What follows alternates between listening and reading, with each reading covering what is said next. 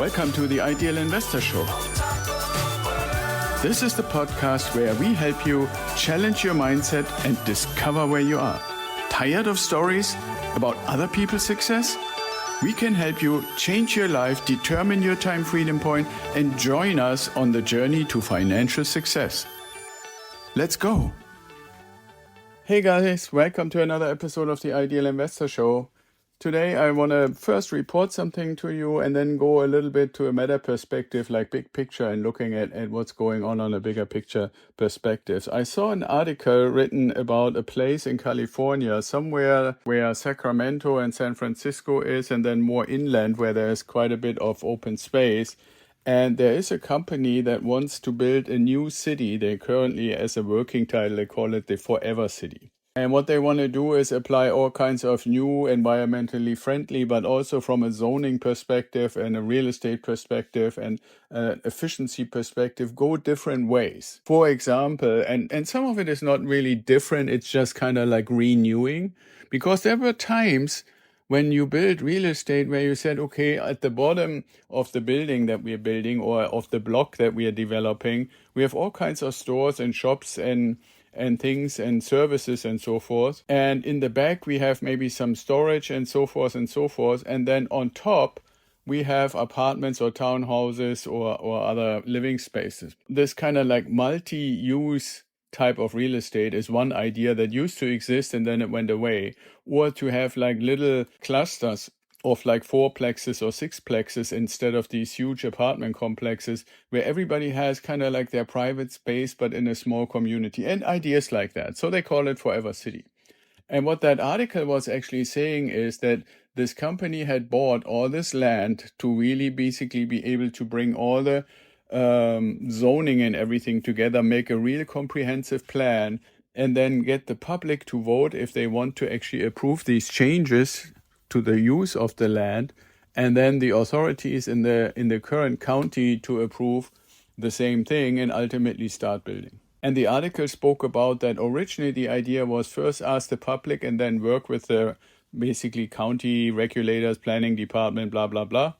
And now the article said, well, they changed their mind and they want to first work with all the regulators, kind of make a more detailed plan and then ask the public. Somebody had asked the author, how long do you think either way, whether they do it this way around or that way around, how long is it going to take? And the answer was nobody expects it to be done in less than 15 to 20 years. And that wasn't meant to say done that the city would be there, but that they would be at a point where they could actually really go into serious construction. Which actually means, in my opinion, in such a long period of time, and you know that we are normally having a long-term perspective, but this is an example where if it takes 15 years or more to get all the necessary permits and environmental surveys and everything done to construct something, that shows that the system has gotten to a point where it's basically no longer functioning. A similar example, totally different topic, because you might say, well, okay, like developing a new city with all the things that it takes and stuff is maybe understandably complicated like this. So I give you a second example that shows you something very similar, basically sick. And this is an example, and people who know me know that I'm very much into aviation and space and stuff like that. But this example has to do with SpaceX. So SpaceX is a company that builds rockets, and according to US law, when you build rockets, you could theoretically interpret that somebody who knows how to build a rocket to put people on the moon or put satellites in orbit or stuff like that could also put a warhead on the rocket and fly it somewhere and destroy stuff, kind of what the military does. That's why any company that builds rockets falls under the rules for weapons. And when you're talking about really, really high tech, the government says if you are in the business of building weapons or something that is similar to weapons, then only certain people can work on that. And what they mean by that is you need to either be a citizen or a green card holder, what's called a permanent resident, only those kinds of people. And then you have on top of that security clearances and all that good stuff to be an employee. So far, so good. Well, that same government that says only certain people with certain qualifications and certifications and citizen status can work on rockets that could also be weapons, is suing SpaceX because SpaceX is not hiring asylum seekers. Now, you know that an asylum seeker is neither a citizen nor a permanent resident, is somebody who is applying for asylum because they have been, I don't know, there's a coming out of a war zone, or they'll be threatened by some kind of mafia or stuff like that.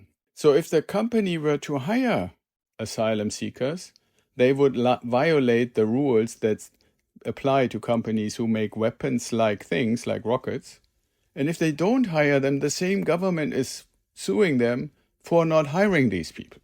So whether you want to build a city and it takes 15 years, if you're lucky, to get the permits to get started, or you want to build the rockets that take us to the moon or to Mars, and you either have to or you don't have to hire the people, and you get sued either way, and you break the rules either way, then the systematic thing that I want to point out to you is that we have gotten to a point where we have so many rules in place that nobody is ever anyway reviewing, that the system in and of itself is stuck.